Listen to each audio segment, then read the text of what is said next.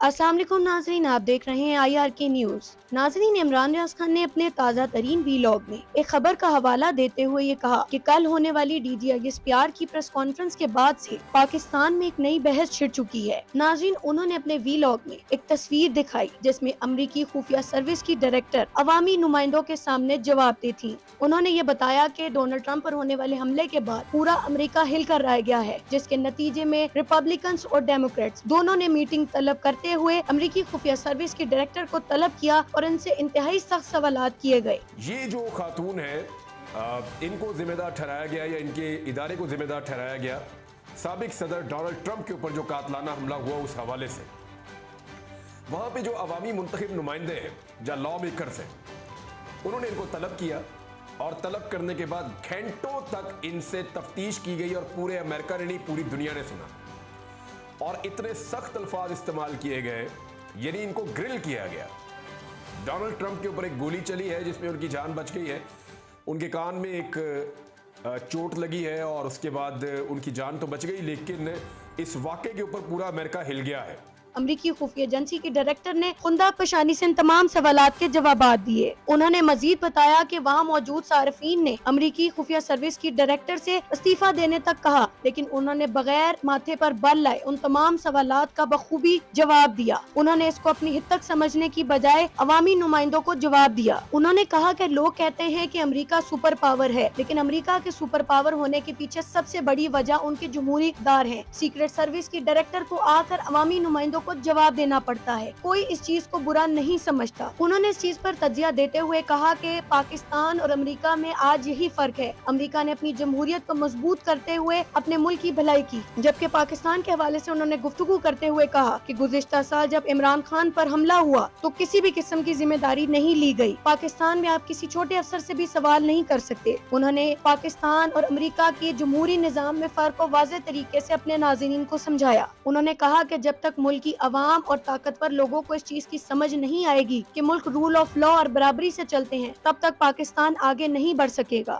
انہوں نے کہا کہ ملک کی بہتری اختلاف رائے میں ہوتی ہے، فسطائیت، جبری گمشدگیاں، مار پیٹ سے کبھی بھی کوئی ملک آگے نہیں بڑھتا۔ اس کے بعد انہوں نے DGISPR کی پریس کانفرنس کے حوالے سے گفتگو کرتے ہوئے کہا کہ انہوں نے بہت سے پروگرامز دیکھے، سوشل میڈیا پر موجود صحافیوں، انٹرنیشنل صحافیوں، لوکل صحافیوں، نیوز چینلز پر موجود صحافیوں نے DGISPR کی پریس کانفرنس کے حوالے سے اس چیز پر مشترکہ بیانیہ بنایا ہے کہ DGISPR کو سیاسی مافیا جیسا الفاظ استعمال نہیں کرنا چاہیے، اس سے سیاستدانوں کی تذلیل ہوتی ہے۔ انہوں نے کہا کہ میرے نزدیک بھی DGISPR کو اس قسم کی باتوں سے گریز کرنا چاہیے، کیونکہ پھر کاؤنٹر میں جواب آتا ہے۔ ڈیجیٹل دہشت گردی کی جو اصطلاح ہے، اس کو میں نے سرچ کیا انٹرنیٹ پہ، کیونکہ سوشل میڈیا کا دور ہے،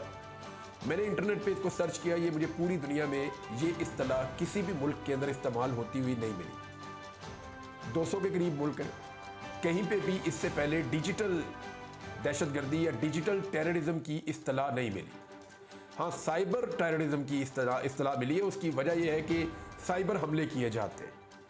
اور دہشت گرد سائبر اٹیکس کرتے ہیں، لیکن وہ ایکچولی دہشت گرد ہوتے ہیں۔ لیکن جو اختلاف رائے ہے اس کی بنیاد کے اوپر ڈیجیٹل دہشت گردی، یہ چیز ہم نے صرف یہاں پاکستان میں نے اس کو سنا، اس سے پہلے میں نے اس کو کہیں بھی نہیں اس کو سنا اور کہیں بھی نہیں میں اس کو پڑھ پایا، لیکن پاکستان میں ایک نئی اصطلاح ہے، ہو سکتا ہے پاکستان کو دیکھ کے باقی ملک اس کو فیوچر میں استعمال کریں۔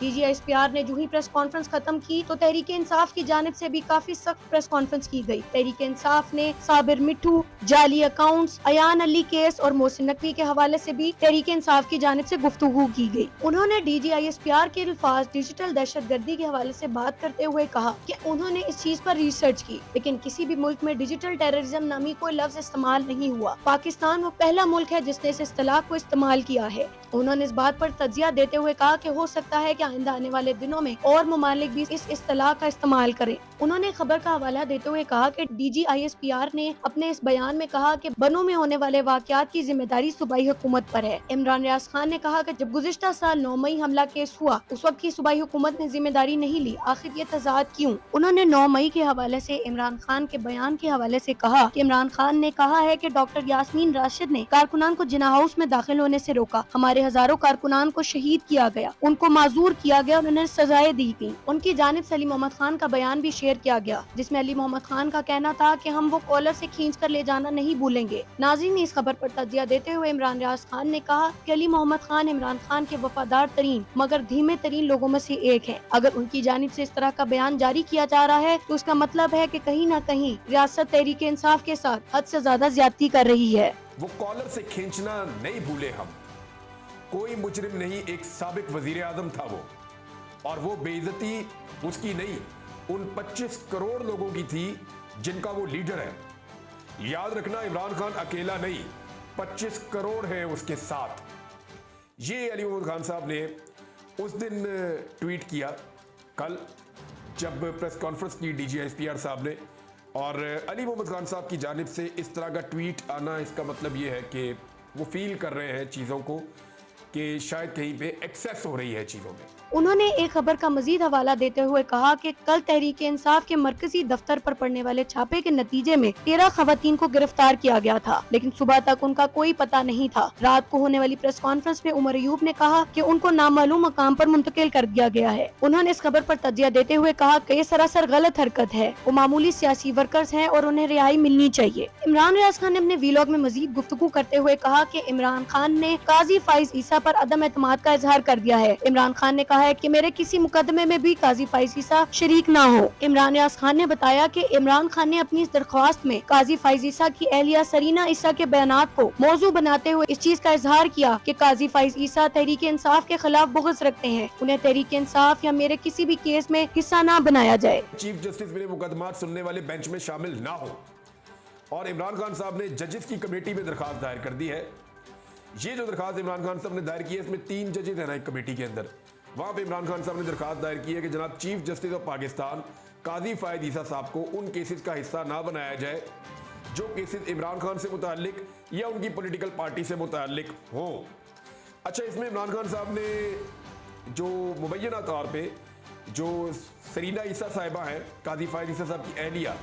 ان کے جو اوپنلی انہوں نے سٹیٹمنٹ دیے تھے عمران خان صاحب کے خلاف، ان سٹیٹمنٹس کو بھی اس درخواست کا حصہ بنایا اور کچھ شواہد بھی پیش کیے اور چیزیں بتائی ہیں، اور انہوں نے ریفرنس کا بھی ذکر کیا، اور انہوں نے کہا جی کہ ایک وینڈیٹا ہے، ایک پرابلم ہے، تو قاضی فائز عیسیٰ صاحب جو ہے وہ ہمارے معاملے میں ہمیں نہیں لگتا کہ ہمیں انصاف دیتے ہیں، لہٰذا